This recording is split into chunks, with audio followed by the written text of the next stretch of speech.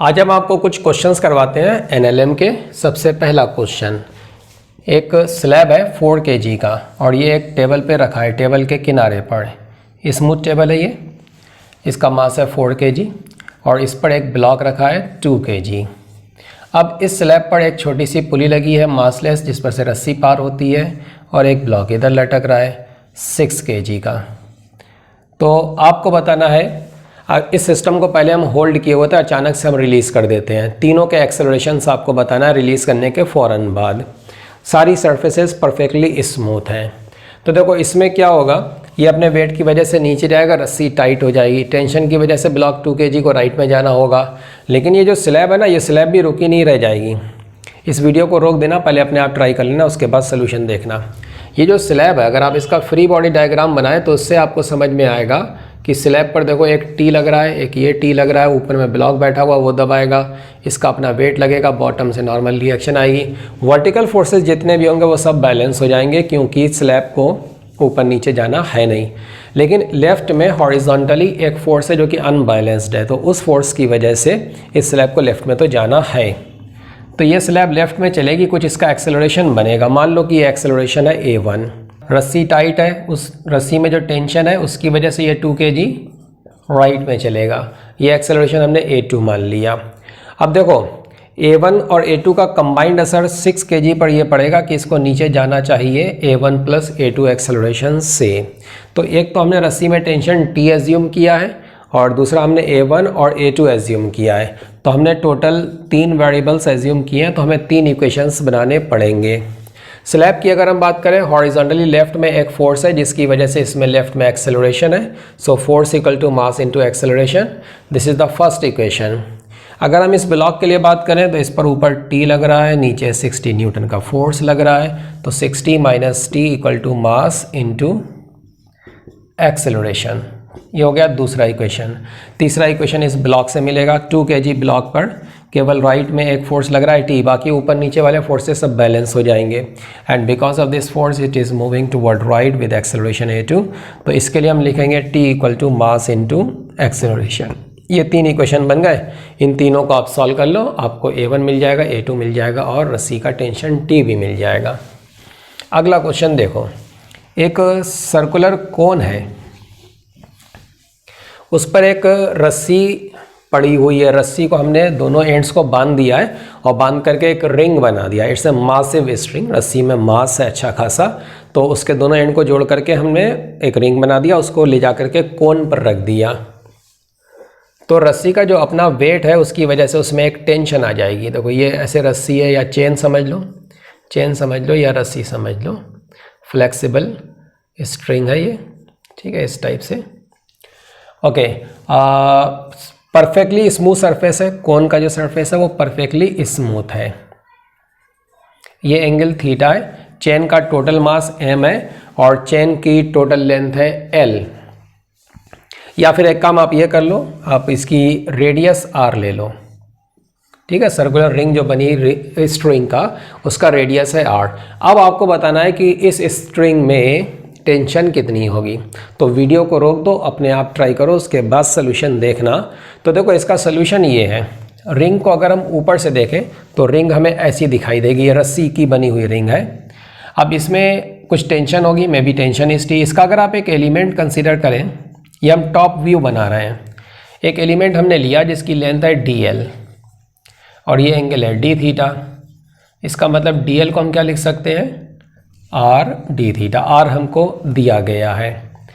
अच्छा, पूरी चेन का मास, पूरी रस्सी का मास m है और रस्सी की लेंथ कितनी है 2 pi r।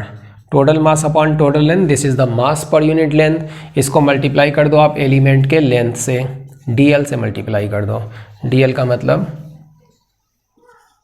ये हमने R D थीटा से मल्टीप्लाई कर दिया, तो ये हमको मिल गया एलिमेंट का मास dm। ये हो गया एलिमेंट का मास।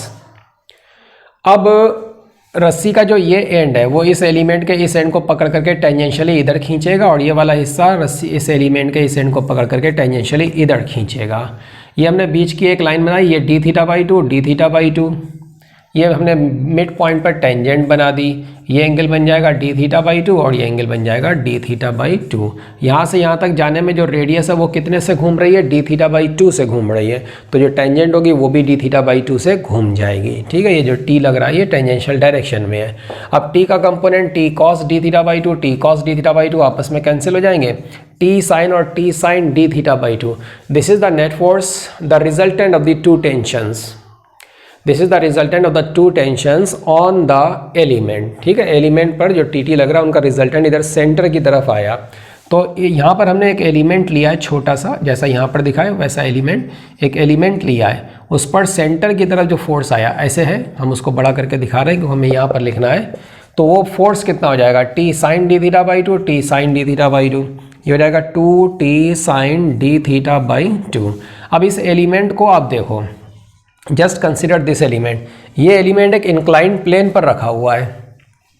आप समझ सकते हैं अगर ये थीटा है तो ये 90 माइनस थीटा है, तो इस इंक्लाइंड प्लेन का इंक्लिनेशन कितना है, 90 माइनस थीटा। अब ये एलिमेंट यहाँ पर रखा हुआ है तो इस पर इसका एक वेट लगेगा, कितना वेट लगेगा, dm इंटू जी। इसके वेट के दो कंपोनेंट आएंगे, एक तो वेट लग रहा है और एक ये लग रहा है जो अभी बताया हॉरिजॉन्टल डायरेक्शन में 2t sine D theta by 2, और एक लगेगा यहाँ से नॉर्मल कॉन्टैक्ट फोर्स, जैसे कि कोई ब्लॉक जब हम इंक्लाइन प्लेन पर रखते हैं तो इस टाइप के फोर्सेस लगते हैं। बाकी ये हमने एक फोर्स और लगा दिया जो टेंशन की वजह से आएगा। अब देखो ये जो वेट है एलिमेंट का उसका एक कंपोनेंट इधर आएगा और वो mg साइन थीटा नहीं होगा, dmg साइन थीटा नहीं होगा, क्योंकि इंक्लिनेशन थीटा नहीं है, 90 माइनस थीटा है। तो वो कंपोनेंट कितना बनेगा,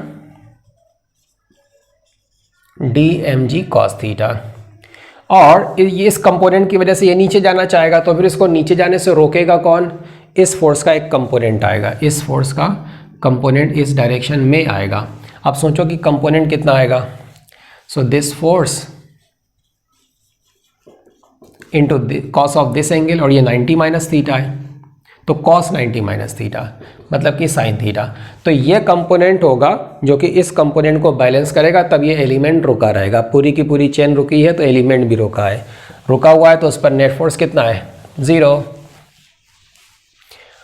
अच्छा एक चीज़ ध्यान रखना, ये डी थीटा एक अलग चीज़ है। डी थीटा तो वो एंगल है जो एलिमेंट ने बनाया अपने सेंटर पर, और ये जो साइन थीटा लिखा हो ना, इसका जो थीटा वो अलग चीज़ है। थीटा और डी थीटा का यहाँ पर कोई कनेक्शन नहीं, वो थीटा एक फिक्स वैल्यू है, ये थीटा।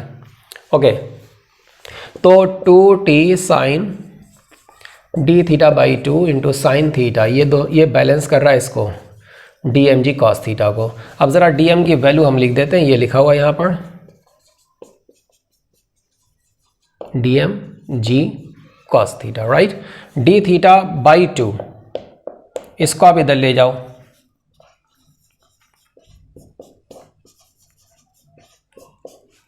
बाकी ये है 2t इंटू ये साइन थीटा, राइट में m upon pi and g cos theta. ठीक है, अब देखो theta is very small, so limit का फंडा लगाते हुए sine D theta by 2 upon D theta by 2, इसकी वैल्यू कितनी हो जाएगी, 1। आपने लिमिट्स का चैप्टर अगर पढ़ा तो आपको पता होगा। सो इससे हमको मिला 2t, इससे सीधा हम t लिख देते हैं, हमें t हमसे पूछा गया था। So this is mg cos theta upon sine theta, this is cot theta, right, upon pi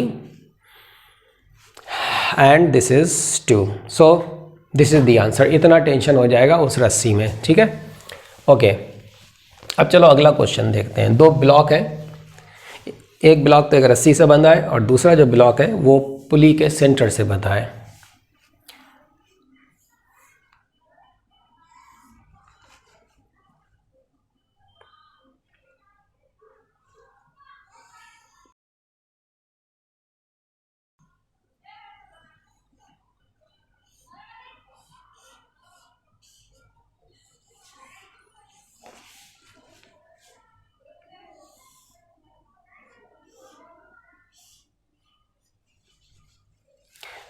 ये पुली मासलेस है, ये पुली भी मासलेस है। ये है 3 kg का ब्लॉक और ये है 2 kg का ब्लॉक, ठीक है। अब हमने क्या करा, इस पुली के सेंटर पर ऊपर की ओर हमने फोर्स लगाया जिसको हम टाइम के साथ धीरे धीरे इंक्रीज़ करेंगे। ये टाइम के साथ इस मैनर में इंक्रीज़ हो रहा है। दिस इज़ 5t, t है टाइम सेकंड में। तो ये प्रोसेस t = 0 से चालू होता है। आपको बताना है सबसे पहले कौन सा ब्लॉक उठेगा, दूसरी बात ये बताना है कि ये ब्लॉक कितने टाइम पर उठेगा, वो ब्लॉक कितने टाइम पर उठेगा, तीसरी बात ये बताना है कि जिस टाइम पर वो ब्लॉक उठ रहा होगा सेकंड बार, दूसरी बार में जो बाद में उठेगा उस ब्लॉक के उठने के टाइम पर पहले वाले ब्लॉक का एक्सेलरेशन कितना होगा और वो कहाँ पर होगा। ठीक है, ये सब बताना है आपको। और उसकी वेलोसिटी क्या होगी उस टाइम पर वो भी बताना है। तो देखो इसको हम कैसे करेंगे, जैसे जैसे हम ये फोर्स बढ़ाएंगे वैसे वैसे रस्सी का टेंशन T मान लेते हैं, ये T है तो ये भी T हो जाएगा और ये भी T हो जाएगा। अब ये TT है तो ये कितना हो जाएगा, 2T है। ठीक है, जैसे जैसे हम इस फोर्स को बढ़ाएंगे तो रस्सी का जो टेंशन T है वो बढ़ता चला जाएगा। अगर हम सिर्फ इस पुली की बात करें तो इस पुली पर देखो हमने ऊपर एक फोर्स लगाया है, बाकी एक T और एक T। तो देखो इस पुली के साथ ये रस्सी और ये रस्सी कांटेक्ट में, ये रस्सी का टेंशन T लगेगा। सेंटर से बंधी हुई रस्सी है वो भी T से खींचेगी और इधर ये रस्सी है ये भी T से खींचेगा। अब पुली में मास तो 0 है, अब इसमें कुछ एक्सेलरेशन होता है तो होता रहे। हम लिखेंगे इसके लिए नेट फोर्स, ऊपर F है नीचे में ये 3T है, तो net force = mass into acceleration. तो T इससे हमको कितना मिल गया, F/3। ये जो 3T है ना वो F को बैलेंस कर देगा क्योंकि पुली में मास नहीं है। एक्सेलरेशन होगा तब भी ये ma जो टर्म है वो 0 रहेगा। तो रस्सी की जो टेंशन है वो F/3 है और चूंकि फोर्स टाइम के साथ इंक्रीज़ हो रहा है तो जो टेंशन है वो भी टाइम के साथ इंक्रीज़ हो रही है। अब देखो ये टेंशन लगातार टाइम के साथ इंक्रीज़ हो रही है, ये टेंशन लगातार टाइम के साथ इंक्रीज़ हो रही है।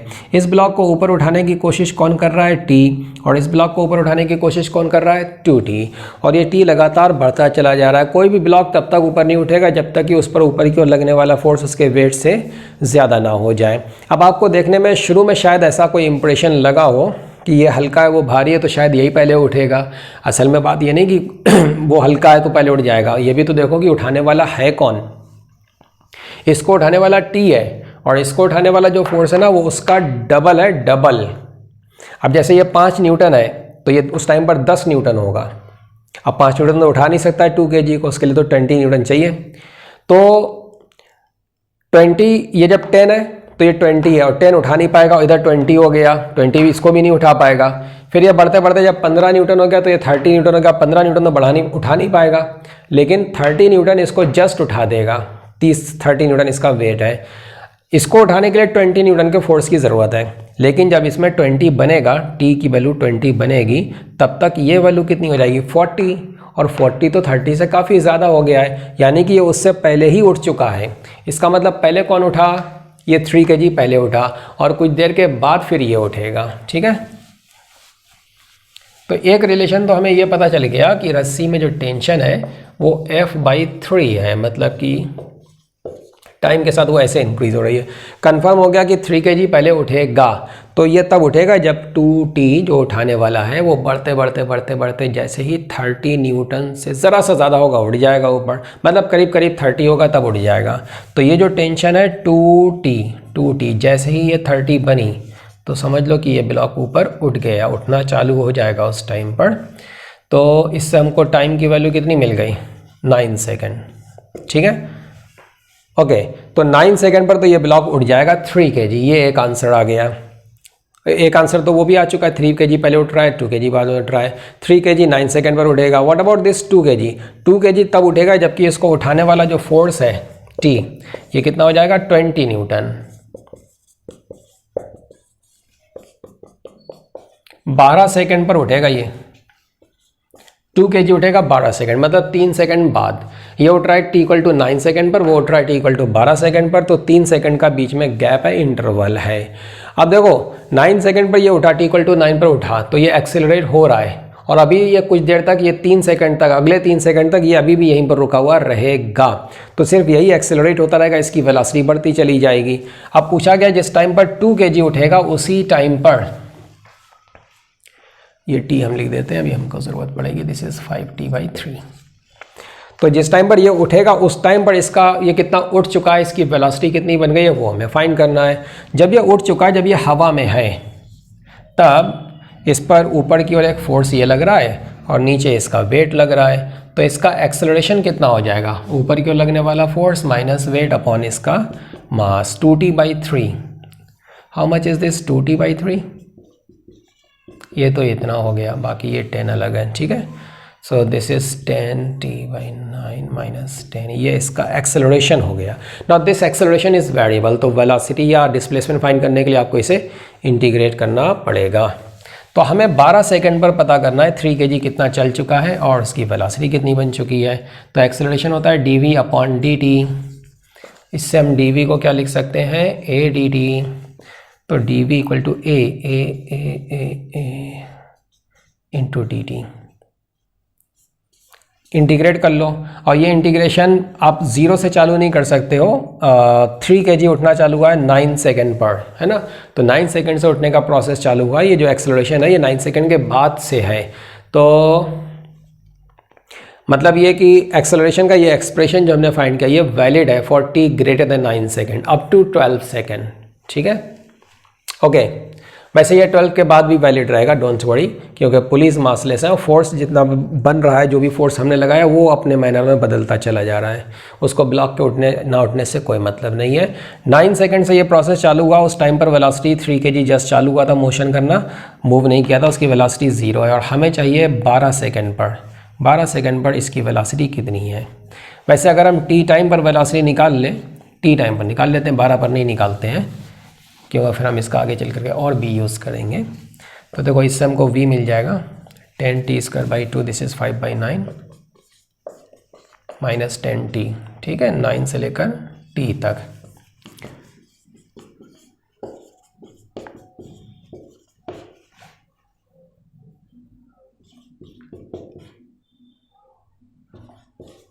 तो ये आंसर आ गया, ये वेलोसिटी आ गई t टाइम पर -5, ठीक है, इट्स ओके। तो इसको हम ऐसे लिख देते हैं, ठीक है। This is the velocity as a function of time. हमें चाहिए 12 सेकंड पर इसकी वेलोसिटी, तो इसी में आप t को 12 रख देना और आपको वेलोसिटी मिल जाएगी। फिर हमको चाहिए उसका डिस्प्लेसमेंट कितना उठ चुका है, तो वेलोसिटी का इंटीग्रेशन करते हैं तो हमें डिस्प्लेसमेंट मिलता है। v क्या होता है, ds/dt। तो इससे ds को क्या लिखेंगे, v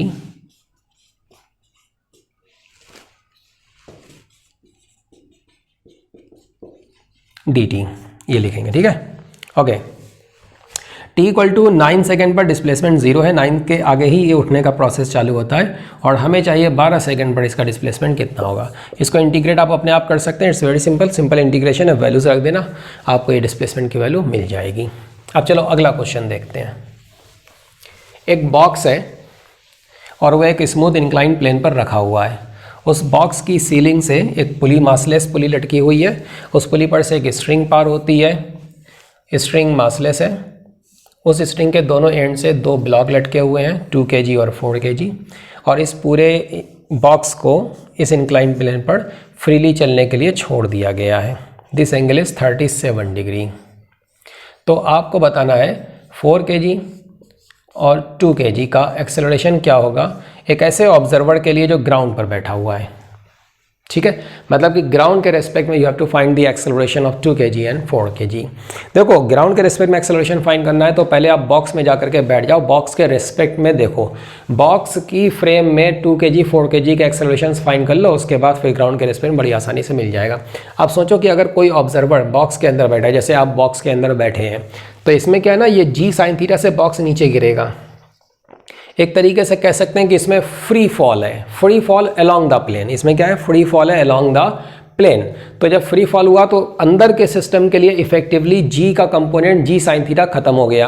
अंदर के जैसे एक बॉक्स है उसमें आप बैठ जाओ, वो फ्री फॉल उसमें डाउनवर्ड हो जाए, तो अंदर का जो सिस्टम होता है ना, जहाँ पर आप बैठे हुए हो, अंदर के सिस्टम के लिए g का इफेक्टिव वैल्यू 0 बन जाता है, राइट।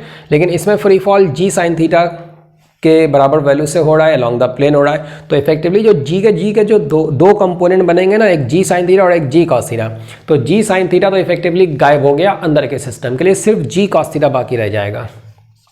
सिर्फ जी कॉस थीटा।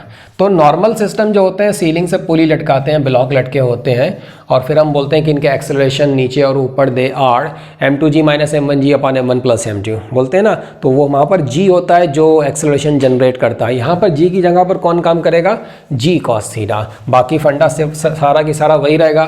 तो 4 kg नीचे आ रहा होगा ए से, ये ऊपर जा रहा होगा उसी ए से। With respect to the box the accelerations they are same and they are in this direction perpendicular to this incline plane. So what is this acceleration, m2g minus m1g upon m1 plus m2, लेकिन g की जगह पर क्या आएगा, g cos theta.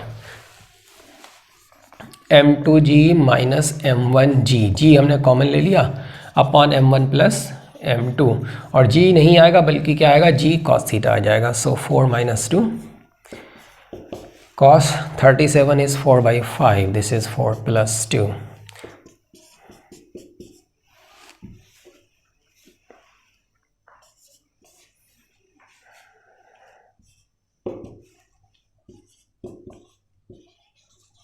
ये जो हमने 8/3 metre पर सेकेंड का फाइंड किया ना, ये बॉक्स के रिस्पेक्ट में है। अब देखो ये पूरा का पूरा बॉक्स नीचे एक्सेलरेट हो रहा है, इसका एक्सेलरेशन कितना है, जी साइन थीटा, जी साइन 37 मतलब कि 6, ठीक है। तो ये इसका एक्सेलरेशन है। अब अगर आपको फाइंड करना है इन ब्लॉक्स के acceleration with respect to the ground, तो आप सिंपली ये जो 6 है जी साइन थीटा, इसको इम्पोज कर दो इन एक्सेलरेशंस पर, मतलब ऐड कर दो। तो देखो 2 kg का जो ब्लॉक है ये ऊपर जा रहा है बॉक्स के रेस्पेक्ट में, इस तरफ जा रहा है, कितने से जा रहा है, 8/3 से जा रहा है। फिर इस पर आप इम्पोज करोगे ये 6 डाउन द प्लेन, तो इन दोनों का जो रिजल्टेंट आएगा ना, that is the net acceleration of 2 kg, that is the acceleration of 2 kg as observe by this observer which is on the ground. तो ग्राउंड के रेस्पेक्ट में 2 kg का ये नेट एक्सेलरेशन है, 2 kg का एक्सेलरेशन ग्राउंड के respect में ये बन जाएगा, ठीक है। इसी तरीके से जरा 4 kg को देख लो, तो 4 kg बॉक्स के रेस्पेक्ट में इधर जा रहा है 8/3 से, और ये साथ में ये 6 भी है बॉक्स का एक्सेलरेशन, तो इसको इम्पोज कर दो इसके ऊपर। तो 4 kg का एक्सेलरेशन कुछ इस डायरेक्शन में, you can find that direction vector के हिसाब से, तो ये बन जाएगा acceleration of 4 kg with respect to ground. आप देख सकते हैं कि इन दोनों का मैग्नीट्यूड बराबर है, बस डायरेक्शंस का फर्क है, ठीक है। Okay, now let us see the next question. अगला क्वेश्चन देखते हैं एनएलएम का।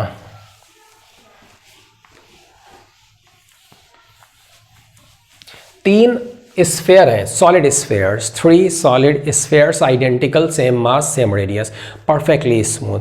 उनको हमने क्या करा, एक हॉरिजॉन्टल स्मूथ टेबल है उस पर रख दिया आपस में टच करा के, ठीक है।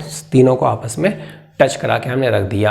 अब हम क्या करते हैं कि एक स्फीयर को आकर के हम पुश करते हैं, फोर्स F लगाते हैं। तो इनिशियली तीनों का एक्सेलरेशन क्या क्या है वो आपको बताना है।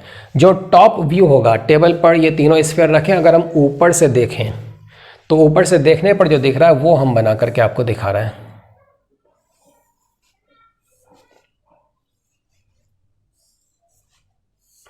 ठीक है, ये 3 स्फीयर्स हैं, मास है m और m, तीनों की रेडियस बराबर है। मतलब ये कि अगर आप इनके सेंटर्स को मिलाएंगे तो ये बन जाएगा एक इक्विलैटरल ट्रायंगल। अब हमने क्या करा, ये सेंट्रॉइड है, सेंट्रॉइड को इस वर्टेक्स से मिलाने वाली जो लाइन है, इसी लाइन के अलॉन्ग हमने इस स्फीयर पर एक फोर्स लगाना चालू किया, एक फोर्स लगाया F। जैसे ही फोर्स लगाएंगे तुरंत इनके एक्सेलरेशंस क्या हैं वो बताना है इन द वेरी स्टार्टिंग। आगे चल करके तो फिर ये ज्योमेट्री डिस्टर्ब हो जाएगी, तो फिर केस अलग बन जाएगा, एक्सेलरेशंस बदल जाएंगे। ओके, तो देखो जैसे ही हमने फोर्स लगाया, एक चीज़ तो आपको क्लियर समझ में आ रही होगी कि ये स्फीयर तो डेफिनेटली इसी तरफ जाएगा, इसके सेंटर का कुछ एक्सेलरेशन बनेगा। ये एक्सेलरेशन है मान लो A1, ठीक है, ये एक्सेलरेशन है A1। ज़रा इस स्फीयर को ध्यान से देखो, एक तो वेट लग रहा है नीचे की ओर, ऊपर से देख रहे हैं ना नीचे की ओर, और एक नॉर्मल रिएक्शन, वो तो आपस में ख़त्म, तो उन फोर्सेस से तो कोई मतलब है नहीं। बाकी हॉरिजॉन्टली जो फोर्सेस हैं, तो जैसे ही इसको आप पुश करोगे ये इधर जाएगा, तो ये इधर भागेगा, ये इधर भागेगा। जब ये दूर दूर भागेंगे ना ये और ये, तो यहाँ पर कांटेक्ट क्या होगा, छूट जाएगा। तो ये दोनों आपस में यहाँ पर एक दूसरे पर फोर्स नहीं लगाएंगे। इस स्फीयर पर देखा जाए हॉरिजॉन्टली केवल ये स्फीयर है जो फोर्स लगा रहा है, ऑब्वियसली कॉन्टैक्ट सरफेस के परपेंडिकुलर लगाएगा। इस डायरेक्शन में कुछ फोर्स आएगा, इस फोर्स को आप एफ डैश मान लो, एन मान लो, कुछ भी मान सकते हो। इसी तरीके से ये स्फीयर, ये जो स्फीयर है ना, इस पर एक फोर्स लगाएगा कॉन्टैक्ट सरफेस के परपेंडिकुलर, ये एन इस पर भी लगेगा। बिल्कुल आइडेंटिकल सिचुएशन है, बिल्कुल सिमेट्रिक, सेम स्फीयर्स हैं, उनको ये सेम मैनर में पुश कर रहा है, तो जितना इस पर लगाएगा उतना ही इस पर लगाएगा। इस स्फीयर पर हॉरिजॉन्टली, इस स्फीयर पर इस फोर्स के अलावा और कोई फोर्स नहीं है हॉरिजॉन्टली। बाकी दो वर्टिकल फोर्सेस हैं, mg और normal reaction from the table, वो आपस में बैलेंस हो जाएंगे। So only because of this force, अगर सिर्फ यही फोर्स है तो फिर इसके सेंटर में इस तरफ एक्सेलरेशन होना चाहिए। इस एक्सेलरेशन को हम a2 मान लेते हैं, तो फिर इसका भी एक्सेलरेशन बिल्कुल उसी तरीके से इस तरफ a2 आएगा। अब देखो ये जो a1 है ना, आप समझ सकते हैं इक्विलेटरल का मतलब 60 का मतलब ये एंगल कितना हो गया 30 डिग्री। तो a1 का एक कंपोनेंट इधर आएगा, कितना, a1 cos 30, और वो जो a1 cos 30 है ना, वो इसी a2 के बराबर होना चाहिए। कांस्टेंट मोशन का फंडा आपने पढ़ा होगा, कांस्टेंट रिलेशन, उसके हिसाब से हमने ये लिख दिया a1 cos 30 should be equal to a2। a1 और a2 में एक रिलेशन हमको ये मिल गया। हमने यहाँ पर टोटल 3 वेरिएबल अपनी तरफ से लगाए हैं, एक a1 लगाया है, एक a2 लगाया है, और एक normal reaction, normal contact force, normal f लगाया है, एक n लगाया है, f नहीं n लगाया है, और a1 a2 लगाया, f क्वेश्चन में दिया गया है, राइट। तो 3 वेरिएबल फाइंड करने के लिए हमें 3 इक्वेशन की ज़रूरत पड़ेगी। ये रहा पहला इक्वेशन। नाउ सीधा सेकंड इक्वेशन। अगर हम इस स्फीयर की बात करें तो इस पर केवल ये एक फोर्स है और इसका एक्सेलरेशन इतना है, तो very simple, force equal to mass into acceleration. दूसरा इक्वेशन आ गया। बिल्कुल यही इक्वेशन आपको इससे भी मिलेगा, तो कोई फ़ायदा नहीं है लिखने से, कोई डिफरेंट इक्वेशन नहीं मिलेगा, यही मिल जाएगा इसके लिए। अब ज़रा इसको देखो, अगर इसने इस पर ये लगाया तो वो इस पर इधर n लगाएगा कि नहीं लगाएगा। सिमिलरली ये स्फीयर, इस स्फीयर पर n इधर लगाएगा, ठीक है। तो इस स्फीयर को देखा जाए तो हॉरिजॉन्टली एक ये फोर्स लग रहा है, एक ये n लग रहा है, और एक ये n लग रहा है।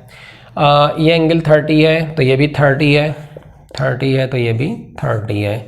अब देखो n का कंपोनेंट n cos 30, n का कंपोनेंट n cos 30, तो 2n cos 30 और ये लग रहा है f। तो हॉरिजॉन्टली जिस तरफ ये स्फीयर जा रहा है